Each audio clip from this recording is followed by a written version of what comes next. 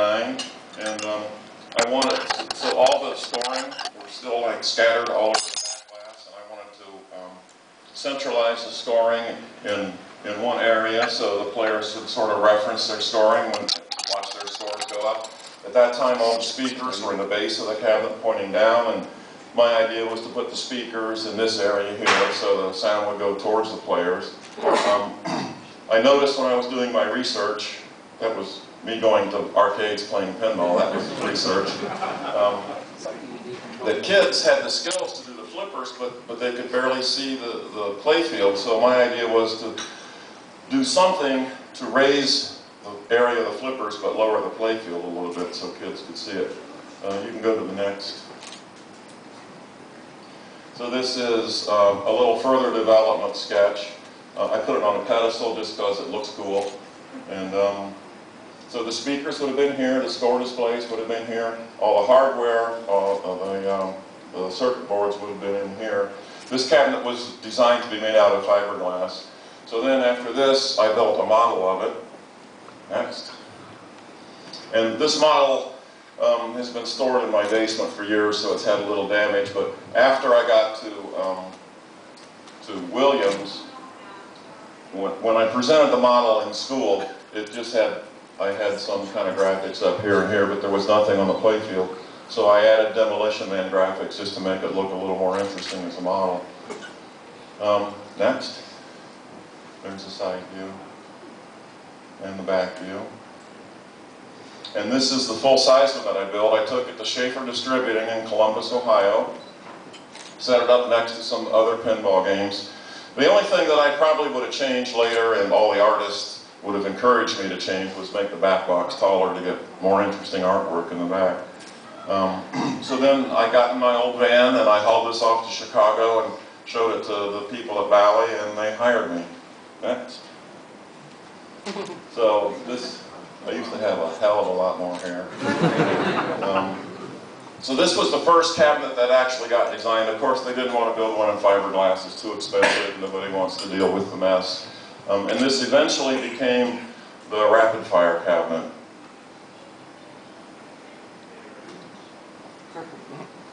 Okay, Party Animal. My first game was Special Force, but I don't have any pictures or any reference for that, and I got a lot of slides here, so I had to eliminate some stuff. So my second game I ever designed was Party Animal, and that was the hardest game I ever designed because you use up all your good ideas on your first game, and then you got to do it all over again, and for me it was very difficult. Okay, Gary.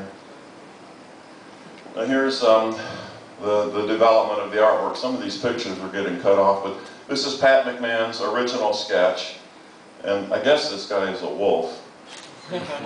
But you can see the slight changes. He changed his character here and that. But that's how the development process works with playfields and with the artwork. It's always a process of development and change. Okay. And I had the idea. I thought it would be interesting to allow the players to select their own background music, so that's where the idea for the jukebox came from. Unfortunately, our sound system at that time was so terrible, everything sounded alike to me. Okay, Gary. And then, so my original frog was on, I put that on top of a, I'd always like to try to get free motion, something I didn't have to pay for with a coil or a motor or something, so I put this frog on top of a ballet mushroom bumper. And so when you hit the mushroom bumper, the frog would leap. And this was later became the frogs on Scared Stiff, which were even more developed. Blackwater 100, when I was younger and crazier, I used to do a lot of motocross racing and enduros and hare scrambles. Blackwater 100 was a race that was popular in the 70s in America. It was known as America's toughest race. And it was nasty. It was through swamps and rivers and muck and rocks and mountains. So I thought it would be fun to design a pinball game based on that theme. So that's how Blackwater came about. Next. And this is the start of the race. I only have a few photographs, but the spectators would get in a creek and pile rocks up and dam up the creek to make it even higher and harder to get through. And this is another one of the creek crossings, and they were tough because there was huge rocks that you couldn't see that would be buried in. You'd think you're getting part way across, and then you hit a giant rock and you fall over, and you had to push your bike across, turn it upside down, and pump the water out of it. Okay, and that, unfortunately, is the way I used to live. And that's my little daughter. She's 40 years old now. And she teaches school, so she's a lot smarter than her old man. And so that was before the start of the race. Out of all my friends that went to the race, we went for like 4 different years. We didn't actually race in the race, we rode in the race, because you had to be really great to finish that race. But out of all of us that went, the only one that ever came home with the trophy was Mary Lou Dawson, one of the guy's wives. And that's her. And so then I got invited, after we did the game, I got invited to participate in the race again. And they had a Blackwater 100 inside their visitor information center in Davis, West Virginia.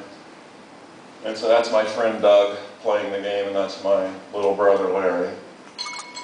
So they had the game on display inside their information center, and it got it was pretty popular at the race.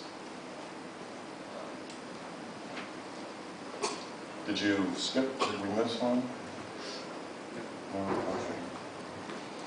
All right, the next one's just a picture of the playfield. This playfield was actually inspired by Dan Langlois, who was the first one to do a very deep playfield like that with his Lost World pinball game. I thought that was a really great idea, so I used that again on Blackwater, but then I added this play area down at the bottom because I figured that space is always wasted, so I wondered if I could do something with it and make that more play area. And it worked out on Blackwater. We made the cover a replay. So you probably know a lot of these people. That's Jim Patla, Steve Blattspieler, Joe Dillon, Gary Oglesby was the programmer, Neil Falconer was the sound designer, and Tony Ramone was the artist. And in those days, we had a lot of money to spend on our trade show displays. And Suzuki donated an ATV, and we had a drawing and gave away an ATV at that trade show. And this is Dave Coombs. He was the promoter of the race. This is Mark Hyde, who actually won the race 4 times in a row. That's an incredible accomplishment to win that race. And I still have one of these Bally Blackwater jerseys. I don't know what happened to all the rest of them. And that's Mark. He signed a lot of autographs at the trade show, so there's a lot of Blackwater flyers out there somewhere with Mark Hyde's autograph. And this is, at the trade show, we're wearing our jerseys. That's my wife, Barbara, and that's John Papaduke. John Papaduke, when I first came to Valley, they put me in office with this 18-year-old kid, and it was John Papaduke.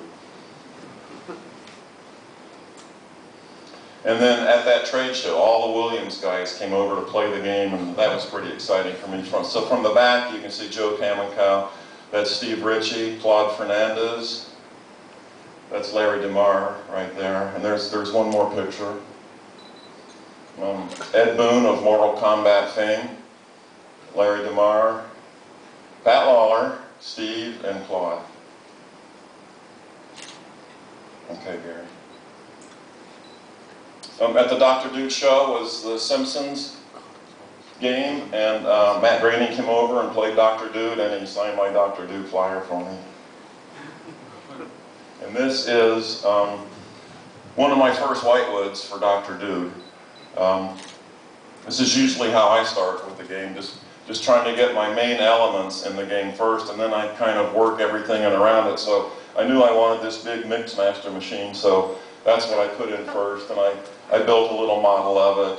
And I think this is where I invented these jumper bumper caps. And these were models that were made. Okay, Gary. And this is further development of the whitewood. So nobody's seen these pictures before, and I only have a few. I wish I had taken a lot more pictures when I was at work, but how many of us take pictures where we work? So I wish I had taken more. So here's a little comparison of the finished whitewood and how it started over there. And that's me and Greg. Greg, of course, was the artist. And he's the one that actually came up with the Dr. Dude theme. Originally, I wanted to call it something